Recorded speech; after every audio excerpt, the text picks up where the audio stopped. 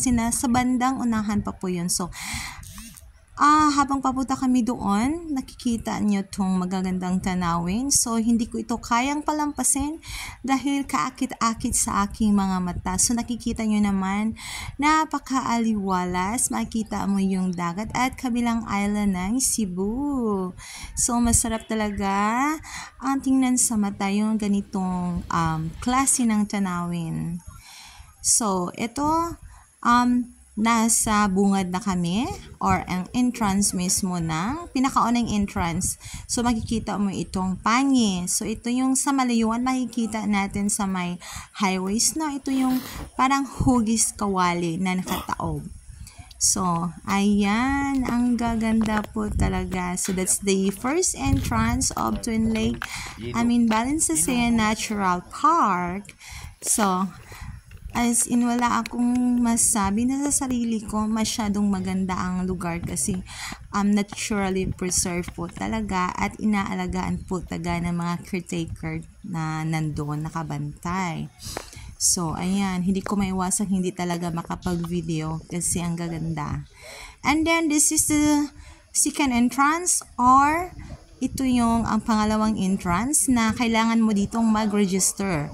So, hindi ka pwedeng pumasok doon sa loob ng National Eco Park kung hindi ka mag-register. So, mura lang naman dito. Register yung pangalan mo at per person po kailangan magbayad ng 50 pesos at kung may sasakyan ka 50 pesos, 30 pesos and then pag motor, motorbike, so kailangan mo magbayad na 20 pesos. So, nandito na po tayo. Gusto naming sumakay ng boating. So, ayan na si Inday. Nagayaw-yaw na for the starting sa pag-boating namin. Actually, nasa pinakaunang lake kami sa malaking lake. So, ayun, nakikita nyo kung gaano ka linaw yung tubig. Ang gaganda po talaga ng tanawin. So, actually, this is unexpected. Ang ganda po ng lugar.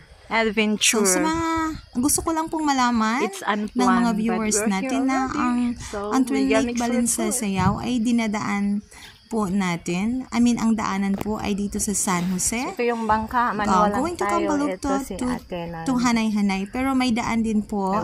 Dito po tayo dadaan din. Yung isang daanan sa Mayahong, Sibulan. Pero mas malaking daan po kasi dito sa kabila. So, mas safe po talaga dito. So, actually, dalawang lake yung pupuntahan natin. Ito yung first lake ng Danao. So, ayan. Dati kasi, ang ginagamit lang dito sa pag-boating ay single na bangka. So, iisa lang. So, habang nagtatanong ako, mas maigo itong dalawang bangka na pinag-reunite o pinagdikit kasi mas talagang balance po at wala na pong nadidisgrasya kasi dati may nahulog na phone, may nahulog na mga vlogger din at mga visitors kasi nga hindi masyadong nakapag-balance. Pero ito ngayon, at saka natanong ko rin kung bakit bangka lang, bakit hindi lagyan ng motor yung bangka. Ang sabi po dito ng caretaker, bawal po kasi madidisturb po yung mga creature na nakatira po sa ilalim. So, iniisip ko lang po, yung creature is mga isda.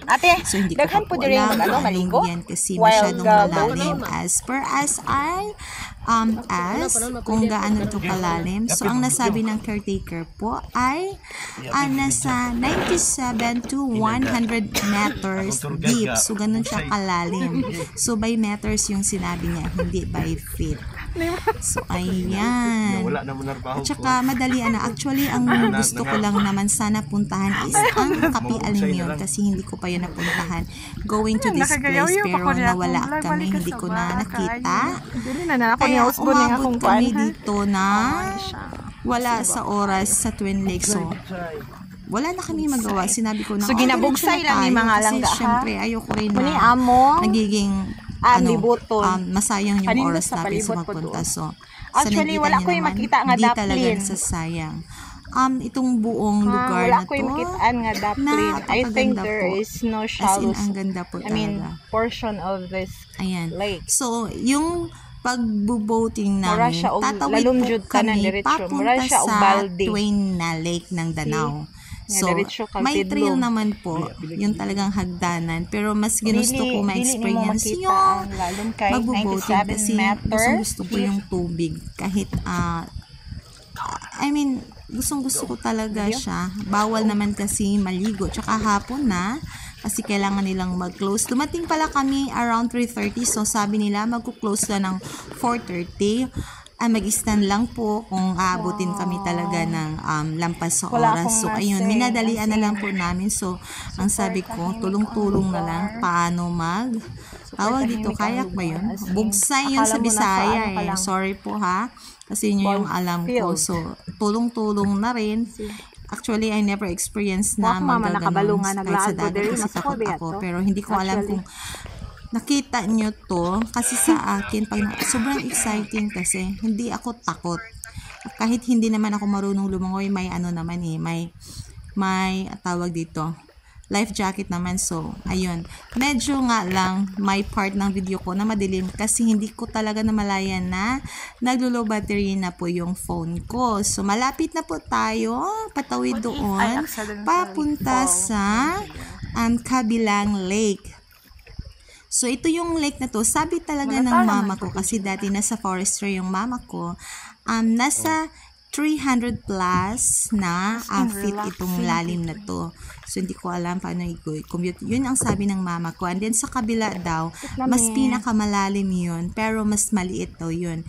And then, nagtatanong ako sa caretaker, hindi daw pwedeng mag-boating doon sa kabila. Bawal daw. So, iniisip ko, baka delikado kasi sobrang lalim at hindi din natin alam kung anong meron ang nasa lake na yun. So, ayun. Yung sa may bandang likod namin, yun yung pupuntahan natin na, tatawarin natin. So, ayun. Gwapo kayo mo nagbugsay, no? Nakikita nyo naman, sinusubukan ko talagang kumulong paano talaga. So, para mas mapabilis. So, hindi ko alam kung tama ba yung pagkahawak ko ng bugsay na yan. Basta kayang sabi ko, magtulong ako kay ate. Ayun. Pero gusto ko naman yung ginagawa ko kasi nag-i-enjoy ako. Hindi ko alam kung tumatakbo ba ng mabilis, ng paabanti o paatras na yung bangka ng dahil sa ginagawa ko. Pero safety naman. So, ayun, nakatawid na nga tayo. So, nasa party na tayo ng mountain. Ayan, so ito yung maliit na napakatahimik, masyadong kalmado, ito yung na lake niya. So, walang nakita nyo. katao-tao. Ayan. Kasi hapon na masyadong yun yung pinakamalalim. And then, tahimik ang lugar. this other side, ito yung pinanggalingan din namin kung saan kami nagbo-boating. Ito yung so, mas ito yung malaki sa kabila na kung saan kami nanggaling nag-boating kanina. So, as ito in yung malaki. twin lake talaga siya. Kaya tinatawag na twin lake, diba? So, ayan. So, as in, if you can come here personally, makikita mo yung kung gaano kaganda ang lugar. As in, natural reserve talaga. So, and then, ayun, naririnig mo yung cricket.